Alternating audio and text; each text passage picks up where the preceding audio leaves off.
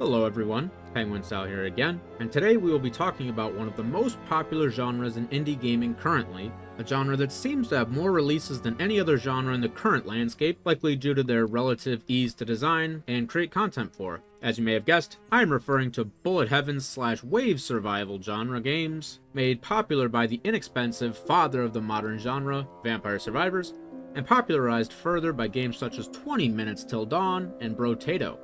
This genre continues to pump out games like no other, with newer entries like God of Weapons and Void Survivors hitting the deck within the last few weeks, and notable titles like Cursor Blade and Deep Rock Galactic Survivor scheduled to release by the end of the year.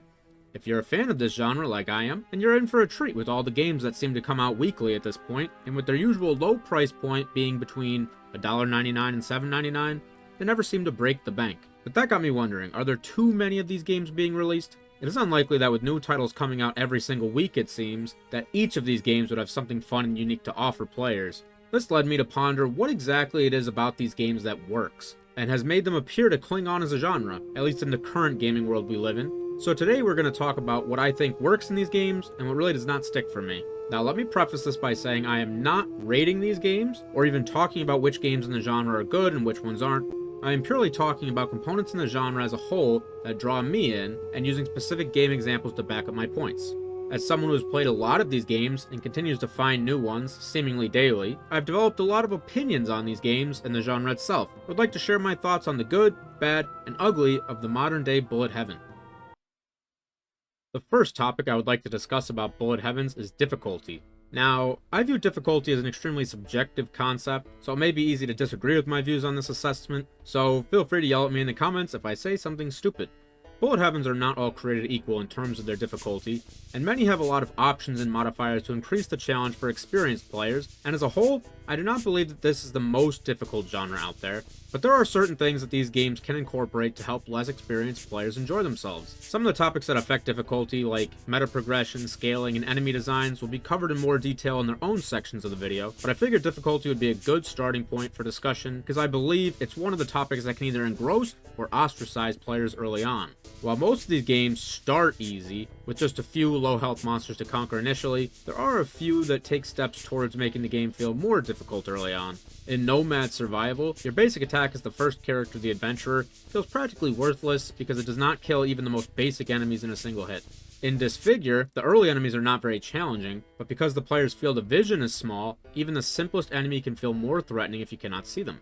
Disfigure is also a good example of a game that can feel more punishing for less skilled players because healing is not a concept in this game. Each hit takes one of your 3 initial hearts, and there are no abilities, at least ones that I've come across in this game, that heal your character, so losing HP early can be a death sentence to many players. While some games like Brotato have players heal between rounds, other games like God of Weapons carry current health between rounds, meaning players must make decisions when it comes to their healing options, such as taking a glove that offers lifesteal percentage instead of something else, or using a healing potion that also increases the amount of enemies in the following wave. While availability of healing is only one aspect of difficulty, it is definitely something to consider when crafting a game like this. One of the steps that developers of these games have added to increase difficulty is modifiers. Soulstone Survivors, Spellbook Demon Slayers, and Void Survivors are all examples of bullet heavens that allow players to increase the number of enemies, their movement speed, health, damage, along with other options, in order for better rewards. Goobies has unlockable difficulty options that can increase the multiplier rewarded for players interested in climbing the leaderboard.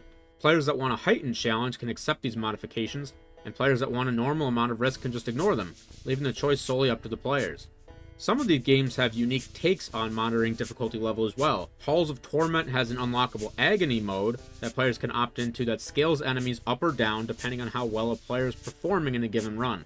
Snake Farm's best selling point is that players are allowed to purchase the amount and types of enemies that they want to appear in each run, in return for a heightened reward chance. Giving the players control of the difficulty options is a great way to incentivize hungry players without forcing these things onto players that may struggle. Each of the games described are also affected by gameplay structure and enemies when it comes to difficulty, but it is nice to see developers are creating a few interesting ways to enhance the difficulty for those that want it while leaving the core gameplay intact. The next topic is also something that affects how tough a bullet heaven will be, especially in the late game.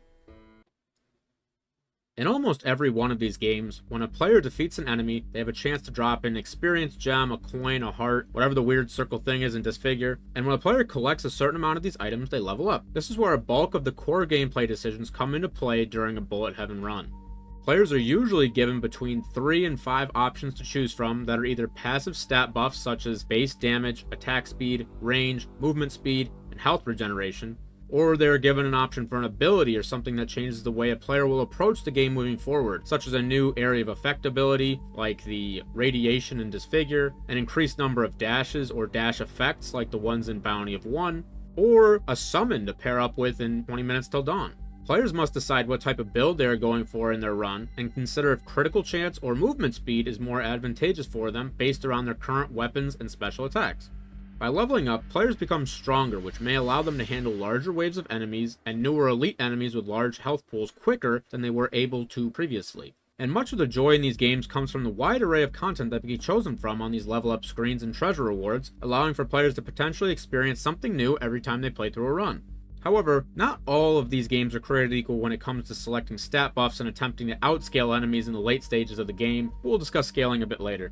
Also, while we're discussing experience and leveling up, I just want to mention something briefly about how I want more games to get away from this collecting experience gems that are dropped by enemies thing.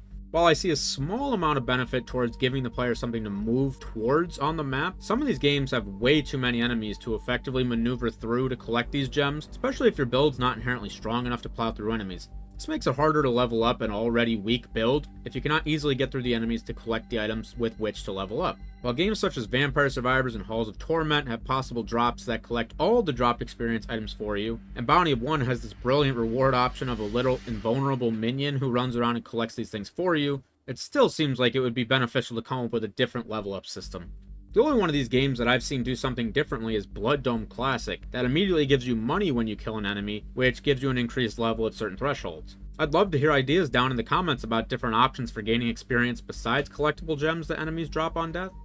But anyway, if these games do a good enough job at coming up with rewarding options to select, the replayability of the game gets enhanced tenfold. When you discover something that works perfectly for the build you're attempting to craft, it can be such a profound feeling for the player involved. Which brings us to our next topic. Now here's the real bread and butter of any good Bullet Heaven game, the Powerups and Synergies. Many of these games tackle power-ups and synergies differently, but essentially all the best games in the genre have some type of synergy system. However, there are a few different kinds of synergies to consider. There are synergies that operate when two specified items come in contact. Vampire Survivors has certain weapons evolve when paired with specific passive abilities. God of Weapons has weapons and items that give special bonus buffs when physically adjacent to other items in your inventory. Super kill-boi 9000 has specific items that create special versions of themselves if both weapons are currently equipped. In these examples, these synergies only work when a certain set of conditions are met. While these are always entertaining and can be essential to winning runs in games such as Vampire Survivors, they are the less interesting of the synergy systems. In many of these games, synergies are not tied to specified items, but instead end up pairing with other stats and abilities that are less obvious. In 20 minutes till dawn, you can have a shotgun that shoots a spread of bullets both in front of you and behind you, and this could synergize well with different status effects like burn, curse, or freezing, as every one of the endless bullets being shot has a chance to inflict any of the selected debuffs on an enemy, leading to absolute chaos. In Bioprototype, you can set up different organs to perform attacks in various patterns, such as when an enemy is hit by a specified attack or when an ability runs out, giving no end to the combination of disasters that can be created on screen.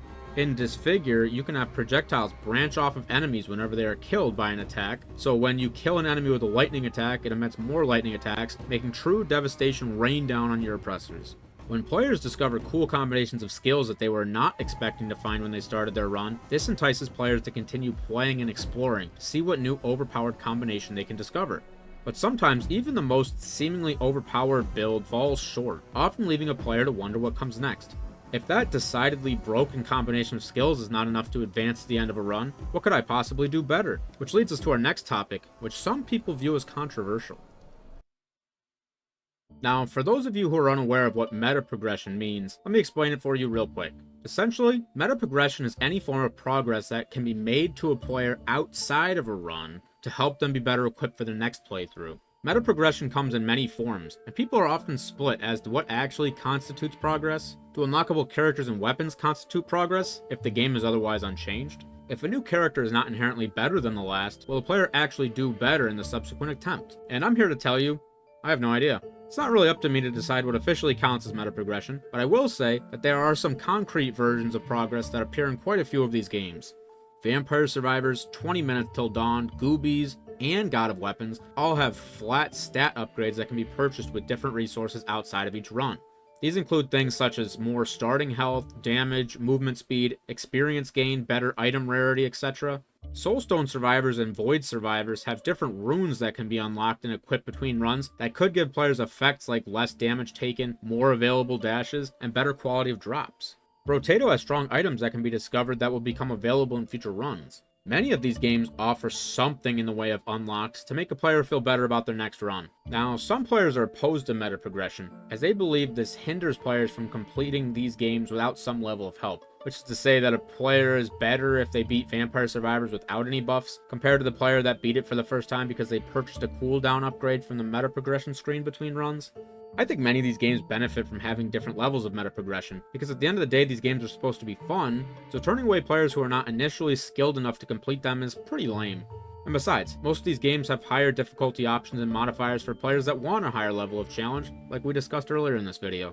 Now, whether or not the next topic counts as meta progression is up for debate, but it certainly adds a lot of content and replayability to the applicable games. So, I will preface our discussion about characters by saying that not all character systems in these games are created equal. While I think more characters is almost always better, some games just do a better job at making each character feel refreshing to play, and having them add some level of uniqueness to the runs. Halls of Torment has 7 characters, Bounty of 1 has 8 characters, God of Weapons and 20 Minutes Till Dawn have 12 characters, Soulstone Survivors has 14 characters, Bone Razor Minions has 17 characters, Bio Prototype has 24 characters, Vampire Survivors has 25 characters just in the base game, Brotato has 30 characters. You see where I'm going with this? That's a lot of characters. Now you may be wondering, does quantity equal quality in this case? Well, let me say, it depends. In Halls of Torment and Bounty of 1, the characters have different starting weapons, but otherwise do not feel that different to play, especially later in the run. In God of Weapons, each character has 3 unlockable types that give them unique passive abilities, and each prefer specific weapon types. In 20 Minutes Till Dawn, each character has the same selection of different weapons to start with, but each has a unique ability or stat to change up their playstyle a bit. In Soulstone Survivors, each character has 4 craftable weapons, each with a skill that is unique to the selected character. In Bone Razor Minions, most characters prefer and synergize with a specific minion type, and one does not use minions at all. In Bio Prototype, each character affects the way that organs can be equipped and utilized. In Vampire Survivor, each character has different starting stats and a unique starting weapon, although many of them are weapons that the other characters can find in their runs, so each character does not inherently feel that much fresher to use. And in my opinion, the game that does characters the absolute best just so happens to be the game that has the most character options, which is Brotato, and its 30 unlockable characters. Between the different stats, different starting weapons, and other unique qualifiers, each Brotato character feels different from the last, as some focus exclusively on ranged attacks, some prefer turrets, some prefer to gain max health, some prefer to worry about speed and attack speed, and, well, you see where I'm going with this? So while quantity does not inherently equal quality, it is amusing that the game that has the most characters also has the most diverse characters. I feel that one of the things that makes this work so well for Brotato is the fact that you have to unlock the characters by completing certain achievements during your runs, which gives you something to aim for while playing. So we've talked a bit about difficulty, leveling up, synergies, and characters, but now I'd like to flip the script to discuss some design choices to consider when crafting a good bullet heaven. Now, I do not want to take a lot of time on art design here, because I do not think there's really any correlation between the visuals of these games and their gameplay. And because most of the games are fairly simple and straightforward, a minimalist design works well enough. I'm only including this topic in this video because I know there are people out there who care more deeply about visual design than I do, so I just wanted to highlight the few types of art styles that you can expect to see while searching for and playing Bullet Heavens. There are some cartoony line art games like Brotato, Bounty of 1, Ragnarok, and Super Kill-boi 9000. There are some isometric games with 3D models such as Soulstone Survivors, Goobies, God of Weapons, and the upcoming Deep Rock Galactic Survivor. But mostly what you're going to find is pixel art, and more pixel art of varying levels of detail. There are the minimalistic ones, and there are the higher detailed ones. There are games to find in each of these art design styles, but I must say that I do not find any connection between the art and the gameplay. Some minimalist ones are fun, and some nicely pixelated ones are less fun. Now we'll be tackling another type of design to be considered in these games. There's a chance that you're thinking that level design is not very important in these games because they all mostly just take place on a blank, uninspired screen, and to some extent, you could be right, but I think it's important to consider a few things about the level. First, and probably most importantly, is the size. Some of the maps feel too big, which can make getting to dropped items take forever, without adding any real substance. Some maps feel too small, and it can feel like you lack the ability to escape a sticky situation, because if you skirt the border of the screen, there's a chance an enemy will just spawn on your head without warning. Some maps feel just right, where you have enough room to breathe, but no reason to go too far out, as item drops all spawn from enemies, not randomly away from you on the map. Then there's the consideration of whether or not the map is going to have walls and impassable areas, such as in Goobies. For some reason, in Goobies, the map has all this topography throughout, which your character cannot move through or destroy, so there's a very good chance you will die when you get blocked into a corner you did not expect. Usually skirting the border to escape enemies works in these games, but that's not always the case in Goobies. Soulstone Survivors has some objects spread throughout the battlefield as well, but I give this one a little bit more of a pass because there are times where you have to use it to take cover from projectiles, like the death ray from this boss. Although there is still a chance you get stuck here too. Some of these games spice up their maps by having items appear throughout to destroy for rewards. Vampire Survivors, God of Weapons, and Brotato have barrels and trees spawn around the map that can be destroyed in order to drop resources, healing items, magnets, bonus level ups, and more depending on the game. Some of these games have versions of this that I don't enjoy as much. Spellbook Demon Slayers has shrines that appear that you have to defeat a certain number of enemies around to grant a temporary bonus. Nomad Survival has crystal chests that appear that you have to stand around and destroy in order to get a reward, but they have way too much health for such a lackluster reward. While unique, I do not believe either of these ideas works fully well in these games because you really do not want to be stuck standing in one place, and these force you to essentially be immobile.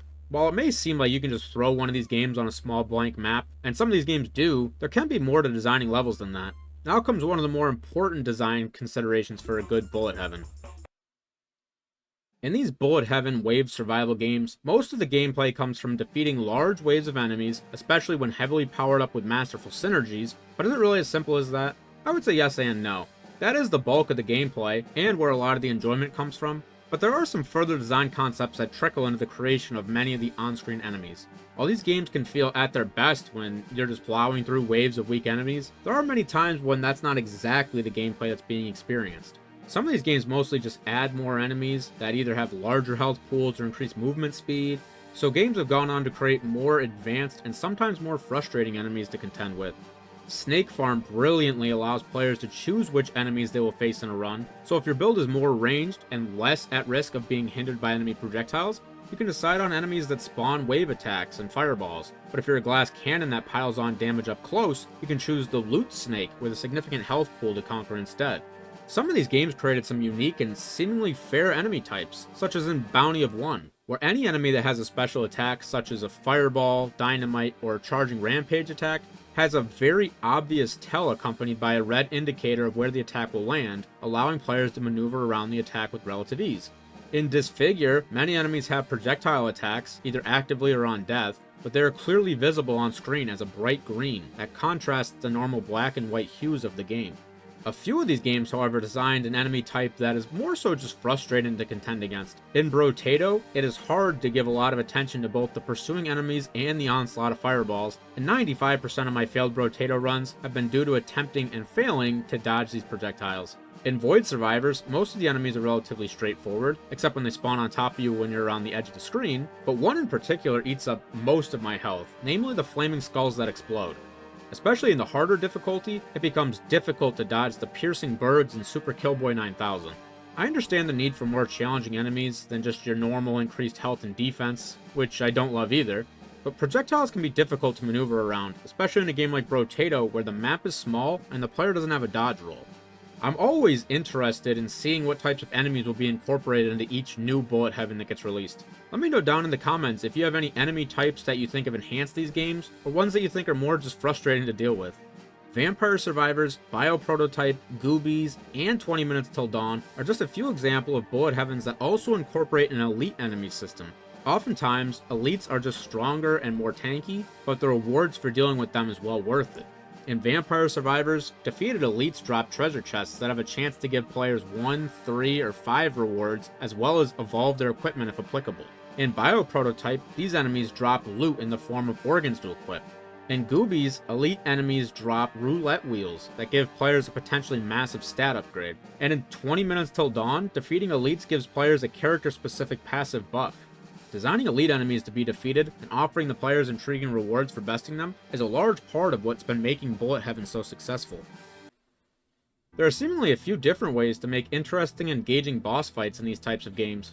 In Bounty of 1, there are 3 boss encounters per basic run, and they take place separate from the usual endless waves of monster combat. Monsters stop spawning when the boss battle is occurring, and the camera gets fixed on a single location as well. Once the boss is defeated and the reward is claimed, the game's back to business as usual. In Snake Farm, just like with the enemy system, players get to decide which bosses, and how many bosses, they will encounter on the final day. This allows players to contemplate how powerful they are, and how many bosses they think they can defeat, all in order to increase their position on the leaderboard. In 20 Minutes Till Dawn, Brotato, and God of Weapons, the boss appears at the last leg of the journey, and must be bested or outlived, alongside the usual swarm of enemies. In Goobies, the boss must be defeated in order to move on to the next stage. In Soulstone Survivors, the goal of the run is to defeat a specific number of bosses, and claim the large crystals they drop. And depending on the difficulty, this can be as high as 5 bosses on the screen at the same time, which leads to absolute chaos. While each of these boss systems is different, they all work to create a challenging foe to overcome and outlast. Bosses appear at different times throughout the run, depending on the overall objective of the game, which just so happens to be our next topic. I combine these 3 topics into one because I think they all play off of one another. The length of the game is tied to the objective and how to win a run, and scaling is often tied to the length of the run because players can feel they are either outscaling the enemy early on, or that their scaling can't keep up as the run progresses. These Bullet Heaven games tend to have one of 2 objectives, either survive a set amount of time, or survive a certain number of waves. Depending on the game, this could be as short as 10 minutes, or as many as 30, or anywhere from 10 to 20 waves. This means these games can last anywhere between 10 minutes and 45 minutes per run.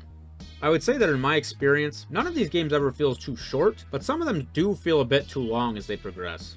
In Vampire Survivors, the player must survive 30 minutes, but they have a set amount of power-ups they can obtain, so I often find myself finished scaling by the 20-minute mark. This makes the last 10 minutes of each run drag on, because you're not getting more powerful, and whenever you level up past the max, you either get to just heal, or you get 20 coins to spend outside the run. It just doesn't feel very exciting, so the game may as well end at 20 minutes. In God of Weapons, where you must survive 20 waves, runs can be up to 40-ish minutes long, because a lot of the time is spent in between the waves deciding on how best to organize your inventory. While this is a fun and unique mechanic, it certainly does slow down the pace of this game. In Goobies, players have to defeat 5 waves, which is not connected to a time limit, but rather by defeating the boss at the end of each wave. So if you do not have a powerful enough build, this will take some time. The same is true for Soulstone Survivors. If you don't have a powerful build, the back half of a run is likely just chipping away at the many bosses who spawn, making things more of a war of attrition. A couple of these games have game mode options to play quicker and snappier paced versions of the game, but even those aren't handled exactly the same. In Bounty of 1, there's a mode called Nightmare Escape, where players can tackle a 10-minute shortened version of the regular game. In 20 Minutes Till Dawn, there's an aptly named Quick Mode that is essentially a 10-minute version of the normal 20-minute game mode. However, in Bounty of 1, players can accomplish most challenges and receive achievements, except for a few that are specific to the main game mode. But in 20 Minutes Till Dawn, all achievements and rewards are turned off for the quick game mode, deterring people from wanting to play that version. I think it'd be a great idea for some of these games to encourage shorter runs, and not punish players for opting into them. 10-minute runs, at least in my experience, just feel a bit more enjoyable to play, as there are less opportunities for the gameplay to drag. Many of these games have moments in the middle where your scaling may have died down, or your enemies that are spawning have more health and defense, and you're just not killing enemies as quickly, which can begin to make the game feel stale. These games feel the most satisfying to play when you're obliterating weak enemies, but I think many of the games lean more towards the challenge aspect of the game, so they make enemies tankier with bloated health pools, and that lessens the experience a bit for me. It is possible this is more just the case for me, and not a general audience opinion, but I think shorter runs in most of these games, like 10 to 15 minutes long, would feel insanely more refreshing to play. Our second to last topic today is one of the most important in my eyes, so much so that we already discussed a few of these previously, but I will likely reiterate them here. With so many Bullet Heaven games releasing every week, it's becoming harder for these games to stand out, and then stick around when they do, leading most of them to have to rely on some type of unique mechanic besides just the usual gameplay loop. While a few of these games rely more on content and good gameplay rather than unique mechanics, I'm looking at you, Brotato. Some of these games earn their staying power by offering something special on top of the base game. In God of Weapons, players earn additional inventory spaces when leveling up, and must decide what weapons and items to take, not based solely on what would be the most advantageous, but even more so what they can realistically fit in their backpack. Figuring out how to rotate your items enough to squeeze in one more weapon is a satisfying piece to this puzzle. In Disfigure, players only have a limited circle of vision around their character, so enemies can spawn, move, and attack all while outside of the player's vision. This works in some fun ways though, as players can earn certain effects that affect enemies that are either inside or outside of the circle of vision. In Halls of Torment, there's an equipment system, where in addition to the normal stat buffs and abilities players can earn, they can also equip armor, boots, helmets, and jewelry to give more passive effects. The player can also send one piece of equipment per run down the special well, which will allow players to purchase the item to use as starting gear in future runs. I know I touched on this one several times, but I just think it's truly unique, that the players can choose the amount and types of enemies that they'll face in each game of Snake Farm. This allows players to set their own risk and reward level every time. I think that's pretty unique. While I think good gameplay and loads of content do overpower the specified mechanics in these games, it is exciting to see what interesting concepts get added into these games to help them maintain relevance, which ties us right into our next topic. Now, I saved replayability for last for two reasons. One, I think it's the most important factor for any game in the genre. Two, it kind of encompasses everything we've touched on so far today. Difficulty, meta progression, power-ups, characters, overall length are all factors that affect a Bullet Heaven's replay value. Number of achievements and availability of a leaderboard are also factors that can decide someone's level of interest in returning to any one of these titles. In games like Snake Farm or Blood Dome Classic that have a comparatively low amount of content offered, the availability of a leaderboard can entice players into diving back in and playing a few rounds just to try to climb the ranks. Brotato's replay value is carried by the number of achievements to unlock and characters to attempt to beat the game with. Soulstone Survivors has 5 maps to be completed on 7 different difficulty levels with 14 different characters, leading to quite a sizable amount of runs that are needed to complete everything the game has to offer.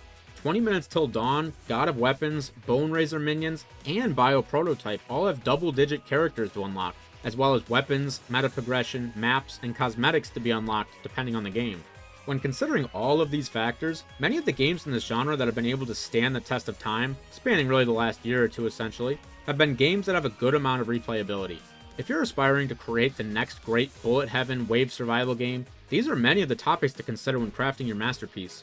Just make sure that the game has a lot of great characters, weapons, power-ups, stats, synergies, enemies, bosses, difficulty options and modifiers, meta progression, unique features, and endless replayability. Sounds easy, right? So get out there and make me proud.